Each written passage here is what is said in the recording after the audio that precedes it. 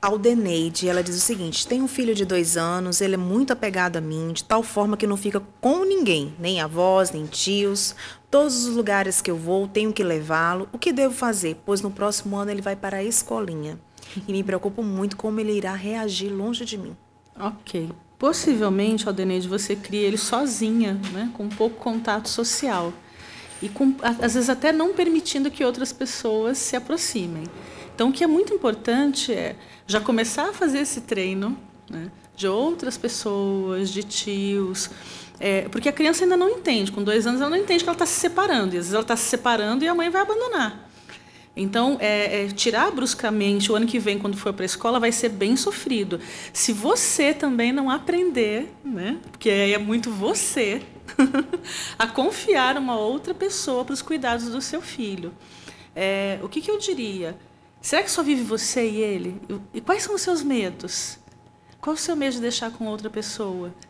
Às vezes a gente já tem uma história de vida que nos permite criar tantas fantasias, então avalie um pouquinho isso, né?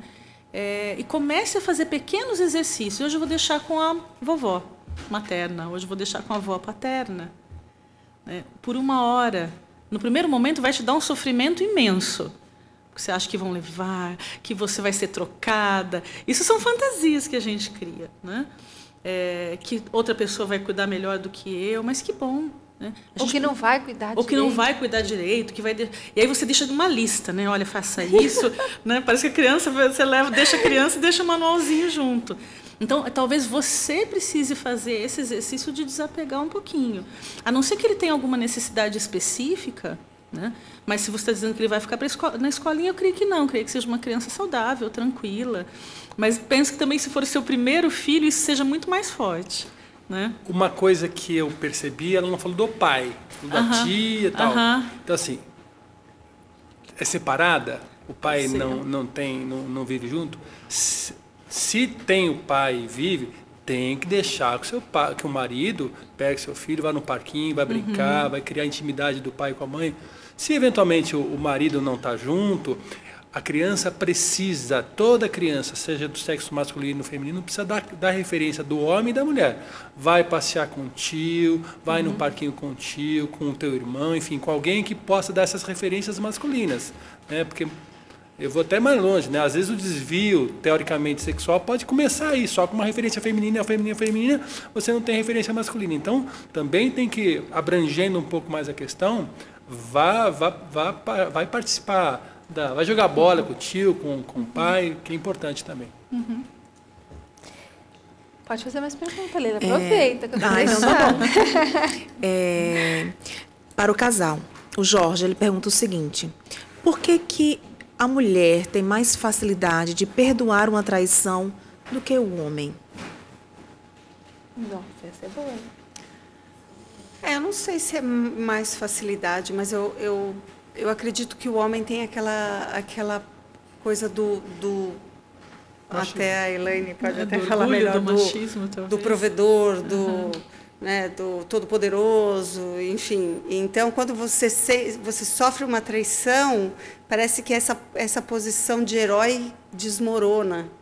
Então, eu acho que não é só a questão sexual, acho que é uma questão de poder mesmo. Não sei se isso faz sentido, mas... Não faz. E a mulher, já tem essa coisa mais de acolhedora, de perdão. Então, acho que é da característica do homem e da mulher mesmo. É do instinto feminino, a coisa do perdoar, né? Do coração, do maternal, da capacidade de rever, de retomar. O homem também é muito afetado nas questões mesmo machistas, né? Um homem traído...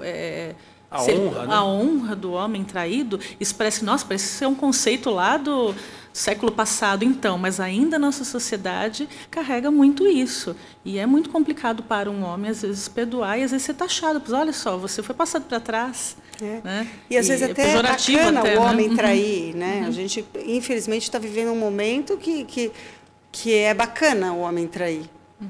É uma autoafirmação, né? Um mundo muito machista ainda, né? Muito machista. Sim.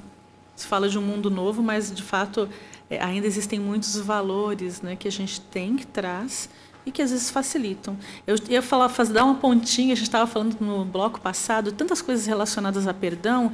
Eu lembro que num outro programa eu citei um livro chamado Viver Reconciliados, do Amadeu Tintini, Sensini, né? Se escreve com C.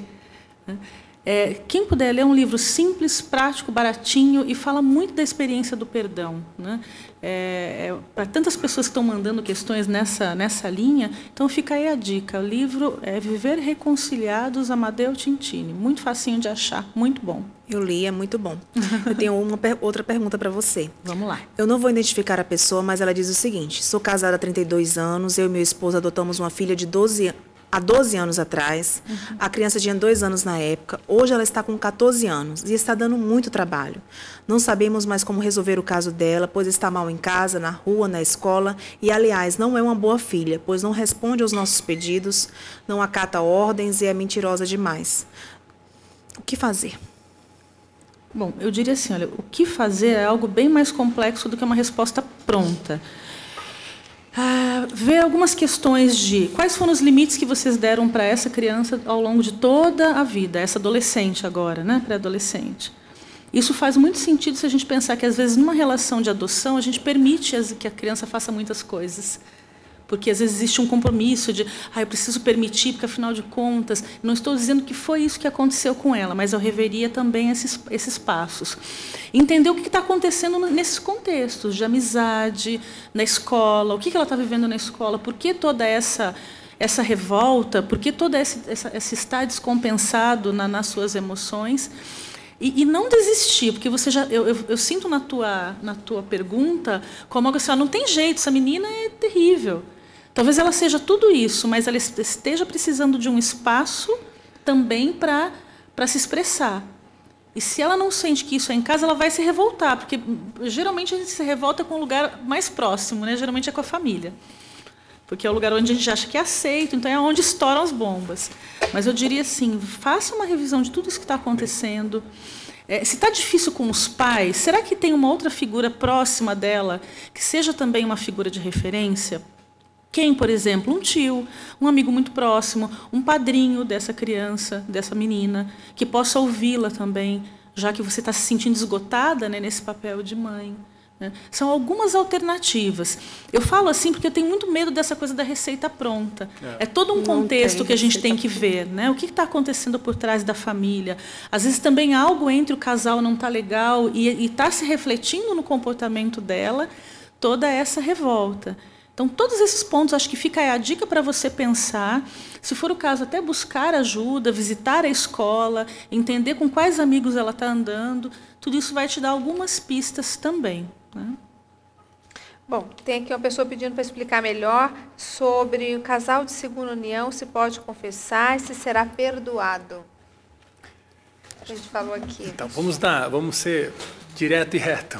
Não pode receber absolvição, por quê? Porque você está convivendo com uma outra pessoa. Ou seja, quando você casou com a primeira pessoa, você recebeu o sacramento do matrimônio, até que a morte os separe. Como vocês estão vivos ainda, essa primeira relação, você, na medida que você tem uma outra relação e você vive a relação sexual, vive maritalmente com essa pessoa, você está em pecado. Por isso que você não pode receber a absolvição, porque a absolvição, ela pressupõe o arrependimento. Eu tive um pecado, eu me arrependo e não vou fazer mais. Mas diante do padre, eu falo assim, olha, eu vivo com meu marido, esse marido que eu vivo hoje, e eu me relaciono com ele e não vou mudar. Então, por isso, você não recebe a absolvição. Logo, você não pode participar do sacramento. Elaine, Sim. Aqui tem uma pergunta eu não entendi, acho que é Ivaldo, do Amazonas. Ele diz assim, o que significa beber socialmente? Será que os alcoólatras de hoje não beberam socialmente ontem? Que vida social seria essa para ter que beber para se adaptar a essas normas? Ele diz assim, fui alcoólatra durante um tempo e até hoje vive o seu processo de conversão. Portanto, não pode beber mais nada, nem socialmente. Ele fala. O beber socialmente, na verdade, a gente usa essa expressão, mas ela não existe. Né? Porque o que é uma dose para uma pessoa pode ter um efeito E outra, para ficar, na verdade, fora de si, ela precisa de muitas doses de bebida. Então, essa tolerância ao álcool ela é variável. Eu tenho um amigo que frequentava a, né, e ele me dizia sempre isso. Uma vez alcoólatra, sempre alcoólatra, porque o cheiro do álcool já me dá um desespero. Né? E ele falou, não posso. Então, o beber socialmente... Então, você precisa do álcool para estar numa situação social? Às vezes você é extremamente tímido e só através do uso do álcool ou de algum outro tipo de droga você vai se sentir bem. Então, será que é o álcool mesmo o caminho? Então, eu diria para você não está errado em dizer que é beber socialmente. Beber socialmente é uma expressão que a gente usa, mas que é muito relativa. Né? A gente tem casos de acidentes gravíssimos com um copo de bebida destilada. Né? E se você necessariamente precisa de álcool para estar bem, eu acho que, tem alguma coisa que está errada e não é o álcool que vai fazer com que você se cure. Ele até pode ser um caminho fácil, mas aí sim acho que cabe a busca de uma orientação específica, um apoio psicológico, para você entender quais são os seus medos, as suas dificuldades sociais, as suas fobias sociais, que muitas vezes as pessoas fogem através do vício.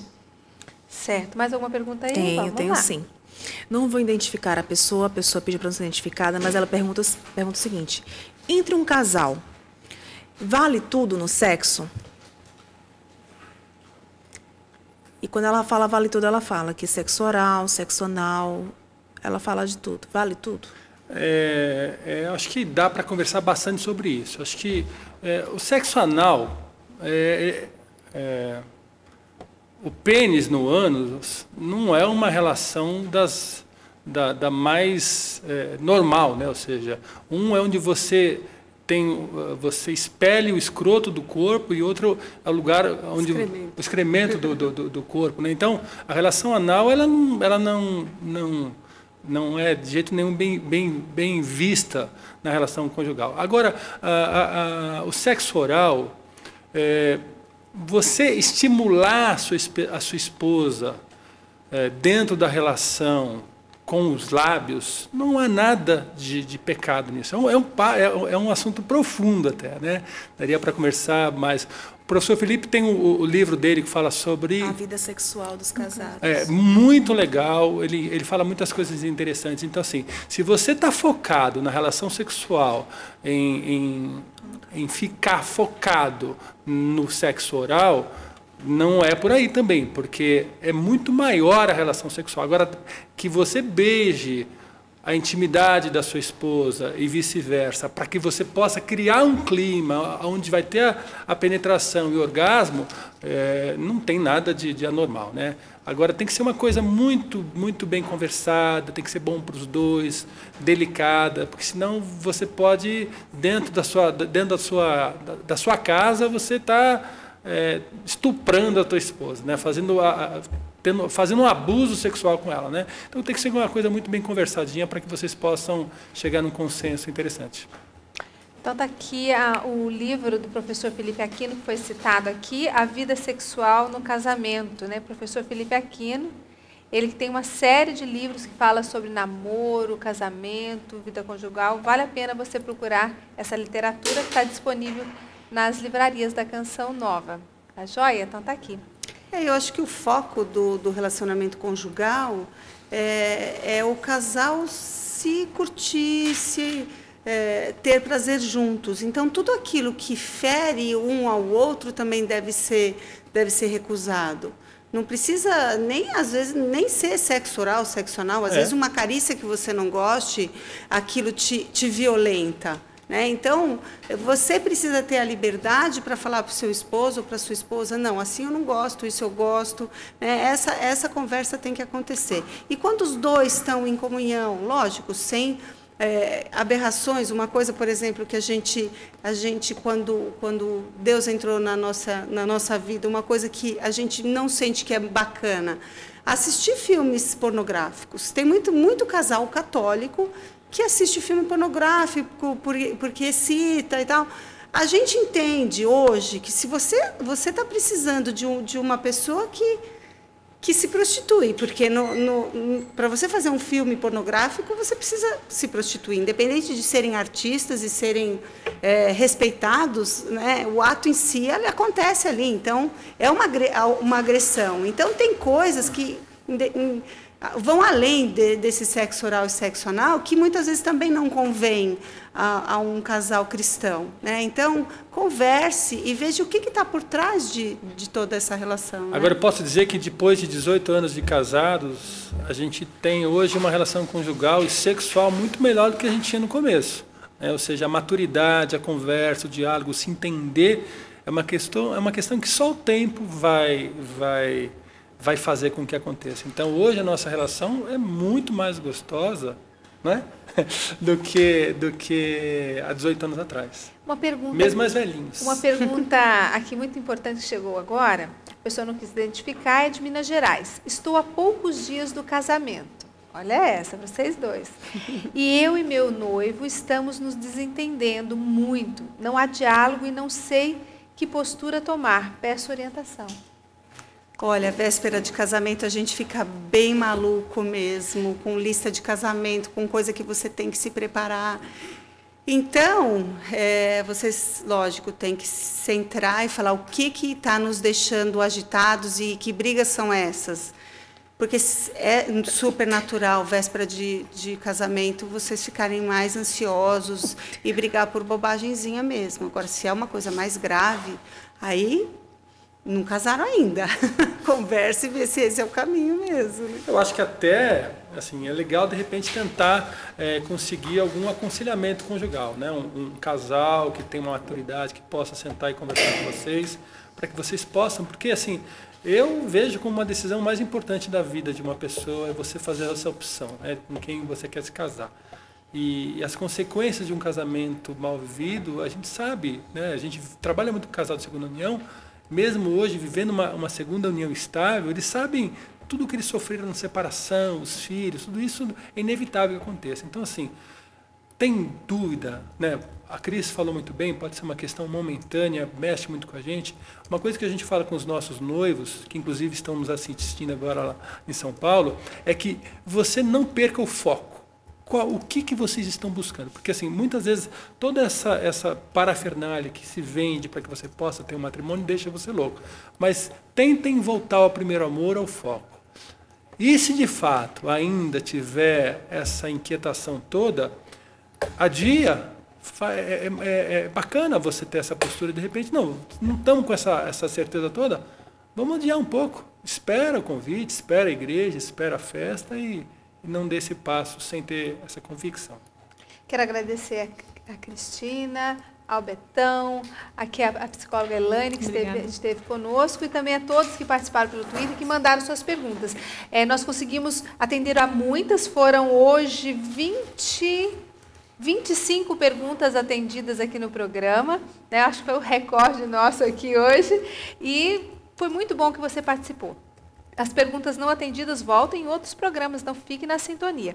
Quero aqui convidar você para os dias 15 e 16 de setembro, né, nesse próximo final de semana, para o encontro com a comunidade Betânia, na Trilha da Cura, com o Padre João Gualberto, Padre Vicente, Padre André Luna e comunidade Betânia. No dia 15 teremos o show com o Paulo César e Padre André Luna, aqui na Canção Nova. E o ganhador e a nova sócia que eu quero acolher aqui na família Canção Nova é a Ana Cleide Rodrigues dos Santos, de Manaus, Amazonas, ganhou presente, nossa nova sócia pelo débito automático. Obrigado por ter vindo para a família Canção Nova, nos ajudando a evangelizar. Foi muito bom estar aqui, nesse Trocando Ideias, e voltamos num próximo programa, se Deus quiser. Um grande abraço e até lá!